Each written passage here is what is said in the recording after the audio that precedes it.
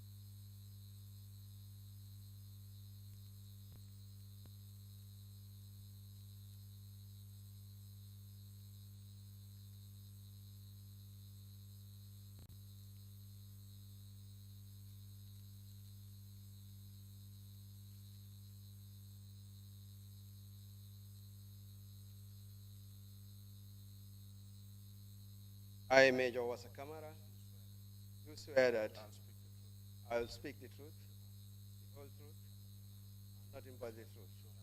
So help me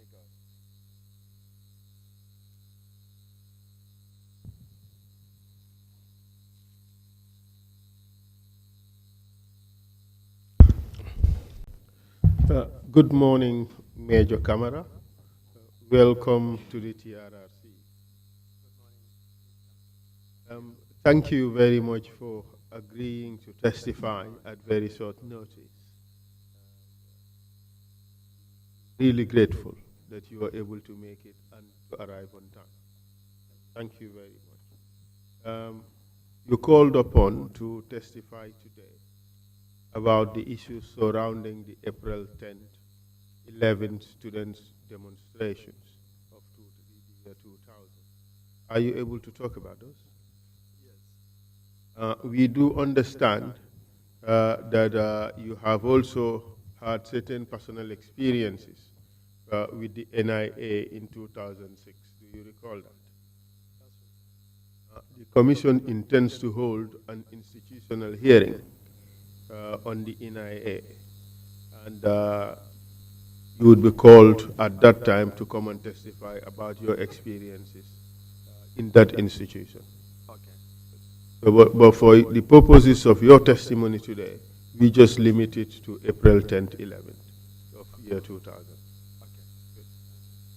So you have just taken an oath to speak the truth, and you just reminded that it's an offense under the laws of this country to lie on the oath. It is also an offense under the laws of this commission to lie before the commission. You understand? Okay. So what are your full names? My name's Major Wassa Camara. Date of birth? 1st of January 1972. Where did you go to school? Mary's Primary School in Janjambure. Where were you born? Janjambure. Good. And when did you attend Methodist Primary? Mary's Primary School from 1980 to 79 to 86. And what did you do after that? Proceeded to Armitage High School in 86 to 91. What did you do after you finished high school? Joined the Gambia Zanamori. When was that? This was on the 28th of June, 1992. How long was your training? The duration of your training? 11 months. Do you recall when you completed your training? This was on the 28th of, I think it was June 1993. That was the day we passed out from the training school. And what did you do after passing out? We stayed for a while before being posted to airport, Zanamori station. This was in 1993. And for how long were you there? I was there until 22nd July 1994. What happened on that day? That was the actual day when the former regime, the previous regime rather, the PPP regime government was overthrown. By the former regime? By the former regime. Yeah, Jammeh. And what happened to you after July 22nd takeover? The Zanamori was amalgamated into the police and the Gambia Armed Forces. So I found myself in the Gambia Armed Forces. Then it was the Gambia National Army. Was that by choice or just by accident? No, by choice, because we were asked to decide where we will want to go to. So you opted for the army? Yes, sir. And tell us a bit about your career progression in the army. We've joined the army in 1994, shortly after the July 22nd coup d'etat. So I was in there performing guards as a private soldier then. I could remember my last post where I have performed as a sentry was at Yankuba's tourist residence. This was shortly after 11 November event. After that, we went back to the battalion, that is 1 Infantry Battalion at Yundum. There, we were falling, addressed by Marong, and then posted at military police then. Which Marong are you referring to? CO, he was the then CO at the unit. First name? Would it be Lamin Marong? I can't remember, but I know he was the CO then. All right, we'll proceed. And then what happened after that? So I was at military police up till 1994, 95, 96. I sat to the officers cadet basic training to become officer cadet. So we sat to the exam. After that exam, some of us who have passed that exam were decorated as officer cadet. So 1996, when I was... You're suggesting that only some of you who passed the exam? Yes, because it was something which was open. to the general public, to the civilians, and then the military personnel, those who are in the services before, to come together, converge at Fajara Barracks, and sit to the officer cadet basic, exams. So when we started our exams, some of us who have passed the exams were decorated as officer cadets. Were there some who passed, but were not so designated as officer cadets? So all those who passed became all officer those who cadets? passed. Because I could remember 3 people had the pass mark, but because the criteria was that they want, a figure was selected that should be given the cadet rank. So that figure, those who have passed but have fallen down the margin small out of the pass mark which was given, were given the chance to go to the university then.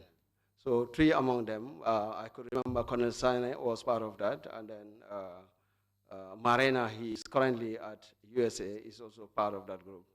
I think Ba also is also part of that group. So the number of people that were selected on that, cadet outcome of the results of that, exam, were those that were decorated as, officer cadets. Good. What happened after you were designated officer cadet? Yeah, I still continue with the military police. Some time later, I was sent to Pakistan to do my officer basic military police course. So when I came back, I spent, I think, roughly 1 month there. I was sent to the training school to join with other cadet officers on a job training, on job learning. Then I spent 1 month again at the training school and got posted back to military police again. I prepared myself for my young officers infantry course at Ghana. This was in 1996. So I went to Ghana with my counterparts, Lalo Jaite, Umar Dabo, Yaya Dabo, plus Serimodun Jai. We are 5 in number as young officers, second lieutenants then. So we are in Ghana up to the end, around December 1996, when we finished our infantry conventional warfare school, and then that of the jungler warfare school. We have been posted back. We came back to the Gambia again. You did jungler training in Ghana. I hope you did not become a jungler in Gambia. No, it depends on the way people see it. No, that was just... It's a different, thing altogether with the way we operate. The junglers here and the jungler training that I did are different. What's the difference? We learn how to operate in insurgency operations, and in jungle warfare school, how you are taught to operate in jungle terrain. And the junglers in Gambia? The name junglers here rings a bell anyway, because... Are you reluctant to talk about it? No, I will talk about it, because there will become a time when I will talk about that jungle thing, because... No, you are asked to tell us the difference now. Yeah, the difference is that junglers here, what we know about junglers here is they are tasked to go and, arrest people, kill people, torture people, and that's not the training they are trained for. Good. So what happened when you returned from Ghana? Yes, from my young officers infantry training, I was posted to Farafenye, because already before our coming, there was an attack in Farafenye. So when I came back, I was posted to Farafenye in 1996. Farafenye was the parent unit. headquarters of 2 infantry battalion, which have under its armpit Kudang military post and Basse military post. So I was like this from Frafenye, I moved to Kudang, Basse, and then back to Frafenye. So I was like that up to 2000 when I was posted back to 1 infantry battalion as the adjutant. When in 2000 were you posted back to 1 infantry battalion? 2000 November. So by April 2000, where were you based? April 2000, I was at Kudang. Can you tell us, at this stage, what was your rank? I was a lieutenant.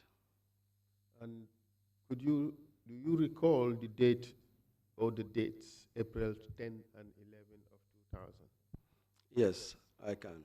Could you tell us what happened on April 10, 2000? Yes, April 10, 2000, I was at Kudang military post as the OC, as the officer commanding the post, the military post then. Normally we have our routines. We go for morning rounds at times, go for almost 5-10 kilometers, come back. And then we continue with our other activities like classes. I normally take my soldiers on routine training. Classes is part of it. Theoretical classes is part of it. We go to the bush for bush exercise also. On that day, which was on the 10th of April, I could remember in the morning receiving a call from my CO, also receiving a call from the then Commissioner, Ture, and then also receiving a call from the then Deputy Army Commander, Baji, Sankare Baji. Tell us about each of these them. calls. Yes, not in a group, but I'm coming to individually. that. So this found me conducting classes then at Kudang. I received a call from the CO saying that there was student Captain Babkar Keta.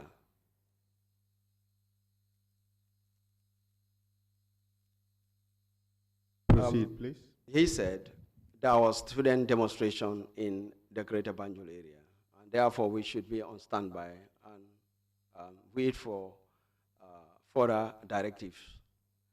Then, thereafter, I also received a call from the Commissioner, Chairman Barature. He also said that he heard about the story of demonstration going on in the Greater Banjul area. But according to him, the intelligence that is speaking around his own environment, that is in Janjambure, that the students were also preparing to demonstrate. And that's what he said. So I told him to call the CEO at Farafenye, Babukar Keita, and inform him also. But equally, I will also call to inform the CEO of what is happening within my immediate surrounding. Then, thereafter that, I received also a call from the Deputy Army Commander. what was his name? Sankare Baji. He known by any other name? Mohamed Baji, he's Mohamed Baji.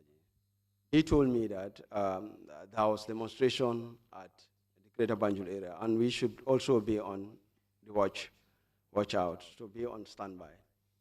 So I also called the CEO to inform him what the commissioner has stated to me. Then we continued the classes. This was in the morning. I was there up till around 12:45 or so, when I received a call again from the CEO and from the Deputy Army Commander. Also, the calls were also coming from the Commissioner.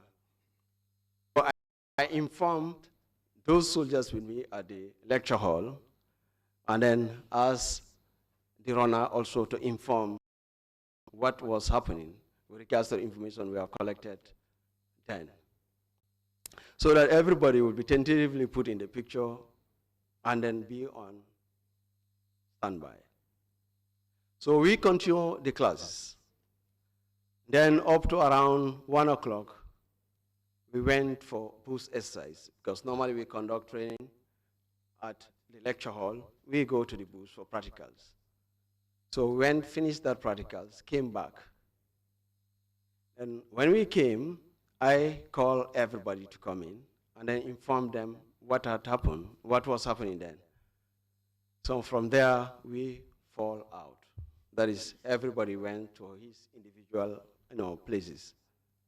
So thereafter, in the evening, I received a call also that from the commissioner this time, that he got a strong information that the students are preparing to move out tonight, that very night.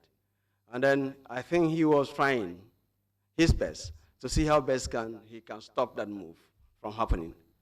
But he said he has spoken to all of them, to the students, but they don't want to stick to his advice that they should remain in the school and then let them not do any demonstration.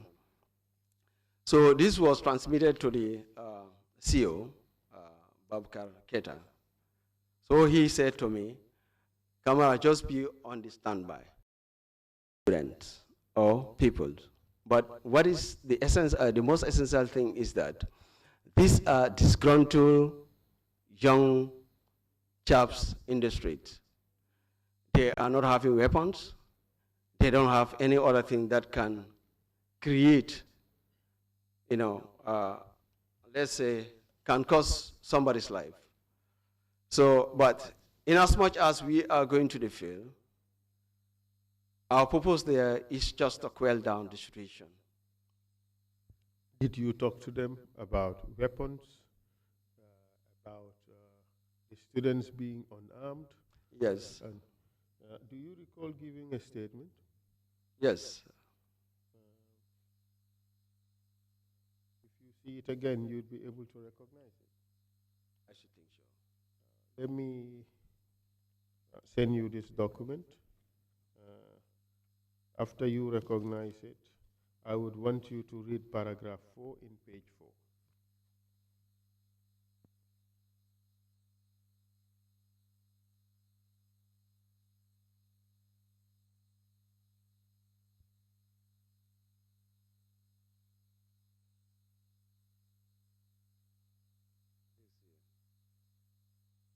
By 1830 hours. Could you first confirm that this is your statement?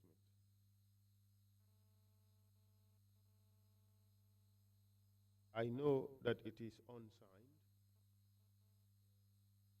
but you can still confirm whether this is the statement that you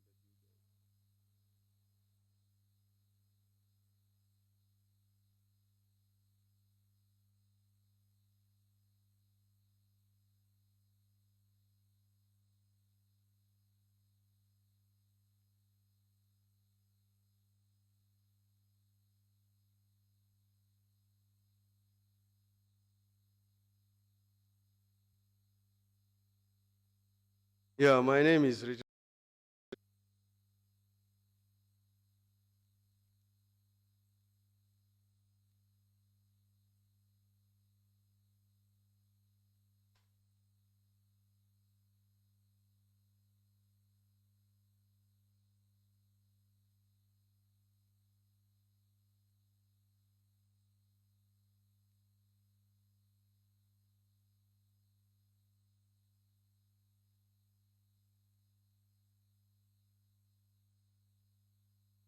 Yeah, it's mine.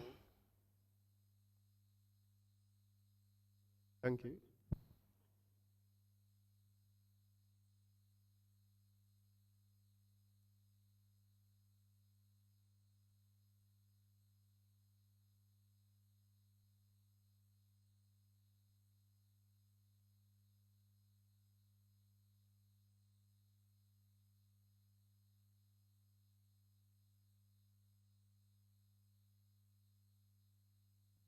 Yes. So, yes.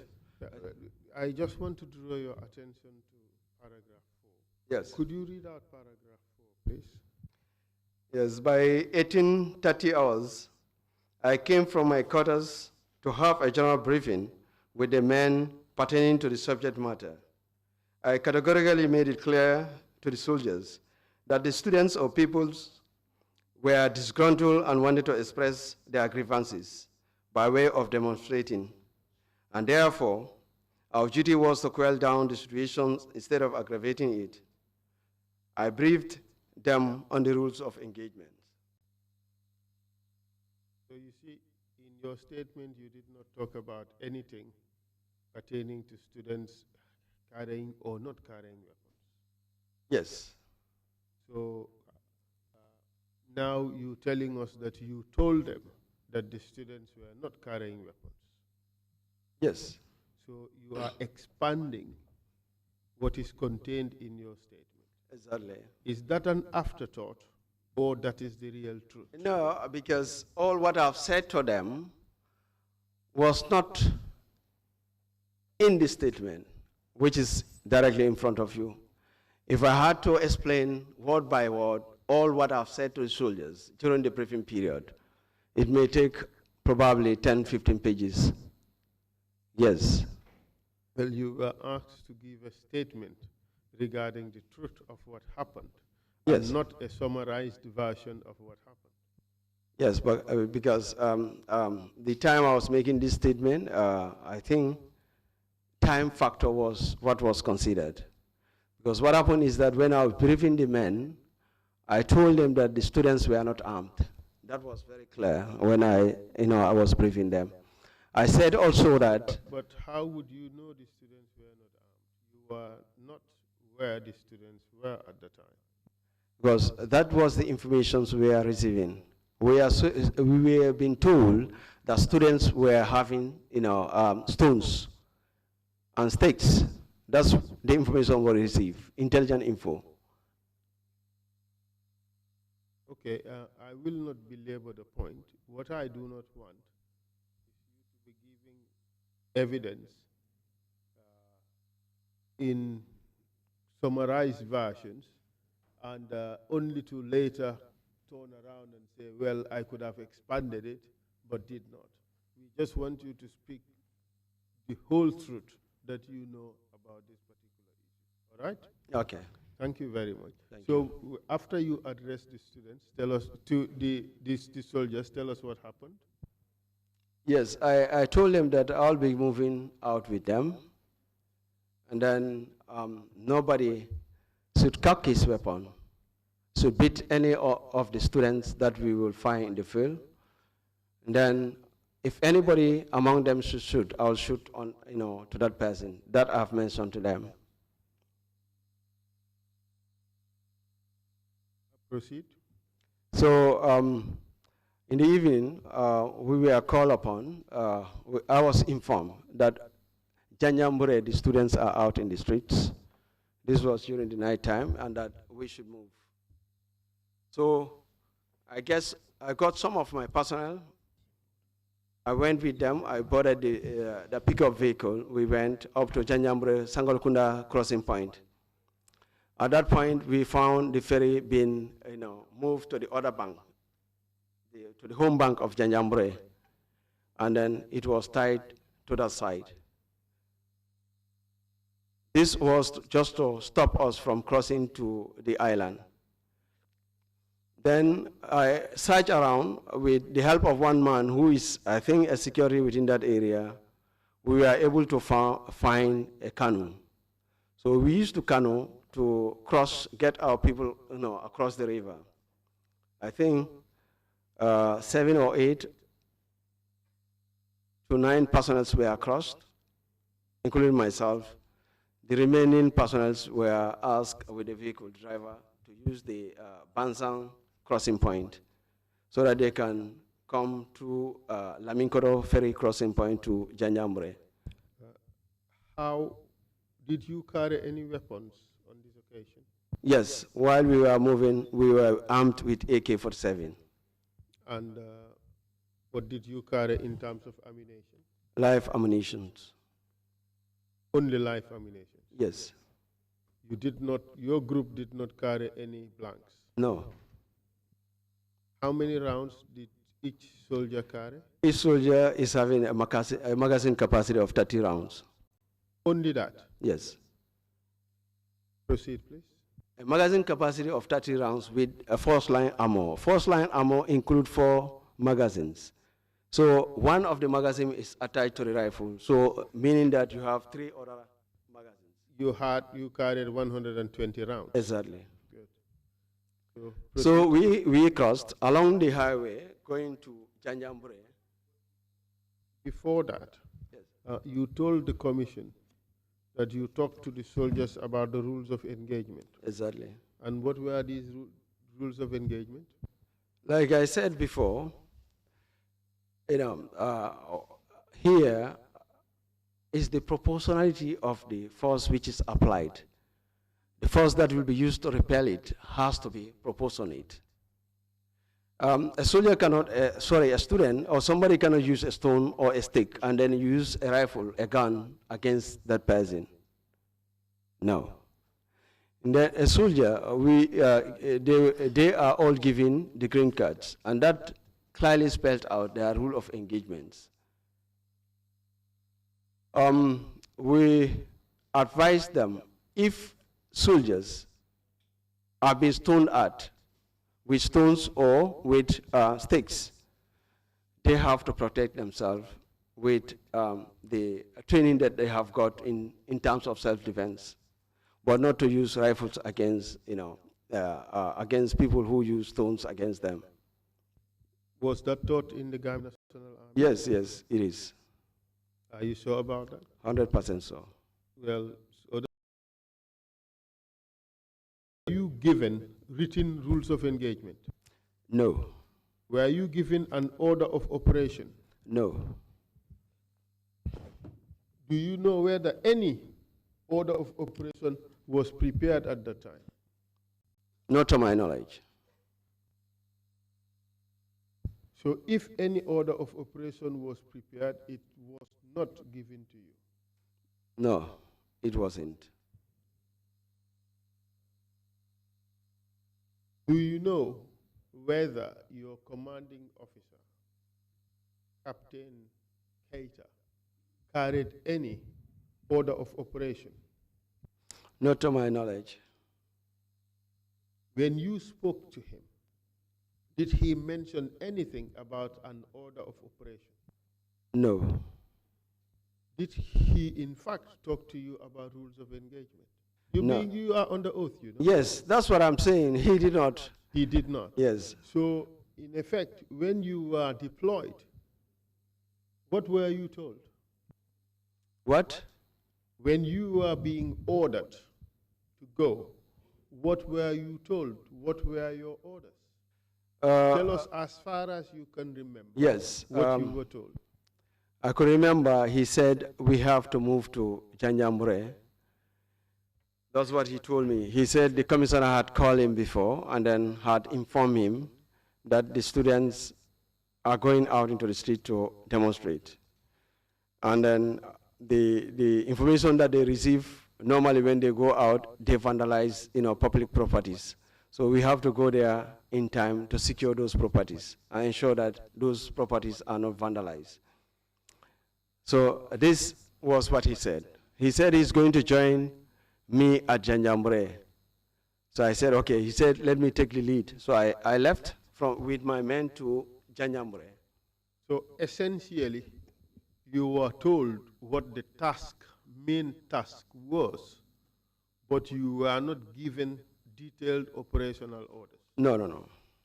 You were not given any detailed rules of engagement. No. So any suggestion that rules of engagement were prepared and disseminated to the forces would be a lie. For that particular operations? For that particular operation? No. Listen to the question. Yes, I got you right. For that particular operations, it is not. But what happened in the Gambia Armed Forces at the training school? Let's get your answer clearly. We don't want anything ambiguous. Yes. What do you say to the suggestion that for that particular operation, rules of engagement or order of operations was prepared and disseminated to the forces? would that statement be true? It is not. Therefore, it is a lie. Yes. And any rules of engagement that later emerge, dated the 11th, would be part of a cover-up to suggest that the army did it properly when, in fact, these necessary documentation were not done. It wasn't there. For that particular operation, there was no rule of engagement or operational orders given. Okay. I want to show you a document. Mr. Chair, we've received the report of the Commission of Inquiry. It was exhibited as Exhibit 82. May I ask that it be corrected to Exhibit 83? There's an omission. There was an error in the list of exhibits. It should be Exhibit 83 instead of Exhibit 82. And with your permission, it could be corrected on the record, Mr. Chair. So now, Exhibit 83. Thank you very much, Mr. Chair. I would want to show you a document.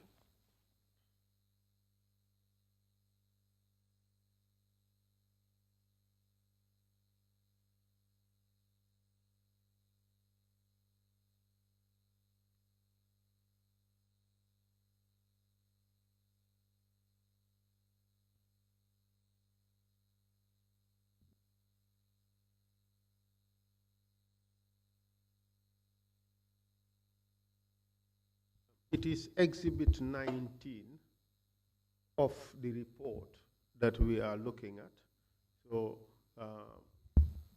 our report, for our purposes, is Exhibit 83. But the witness is being referred to what is Exhibit 19 within Exhibit 83. Take a look at it. Would you say these are operational orders?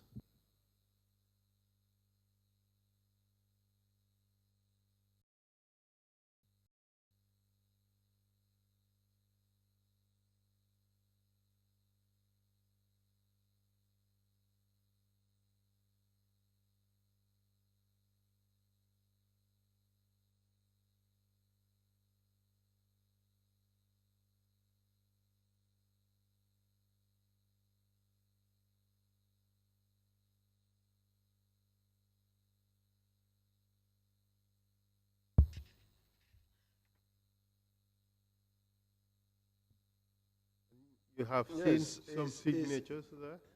It's operational orders, but if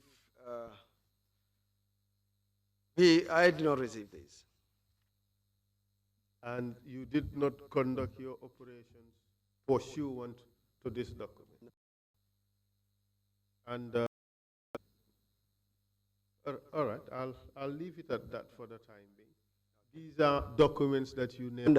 Has given out their orders. Those orders will be extracted and be issued to, junior officers with the men who are taking part in the operations itself. That never happened on this occasion? No. Good. Thank you very much. So, on the basis of the oral instructions of the order of Keita, Captain Keita, you took off that night with your troops, each armed with 120 rounds of ammo, an AK-47 rifle, and you headed to Janjambure. How many men did you go with? I went with section plus strength. That is about, let's say, 15 by personnel. So you arrived at Janjambure.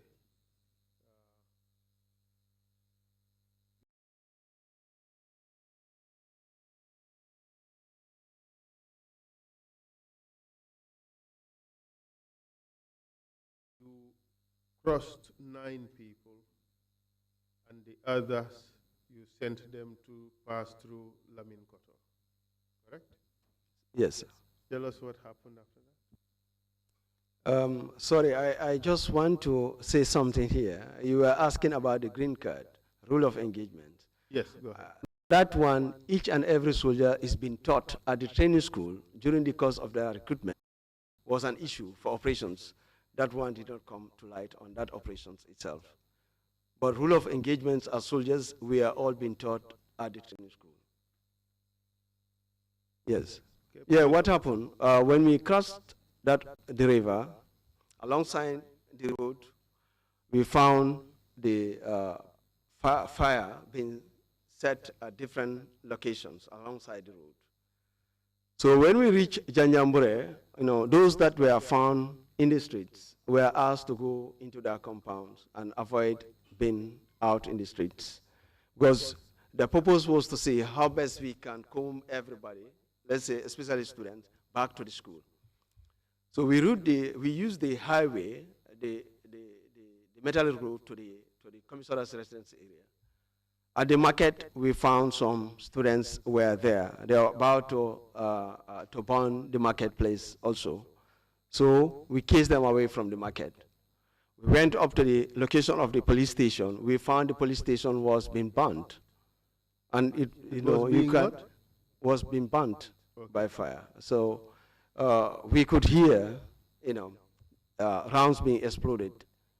So we passed like that, went up to that open space. The way that comes from the Jackson Street Highway, that comes from our end to the high school area.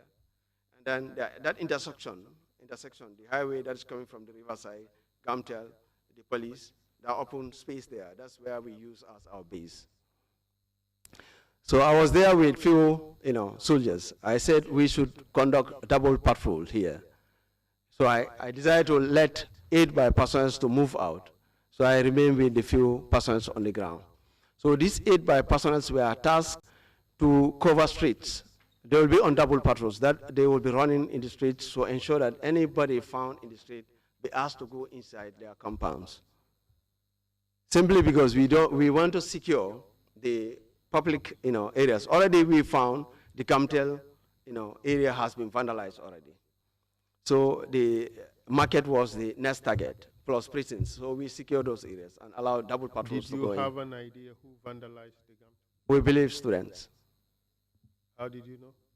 Because they were the guys who were in the streets to demonstrate. Proceed, please. Ordinary Janjambure, citizens, locals will not do that. My friend.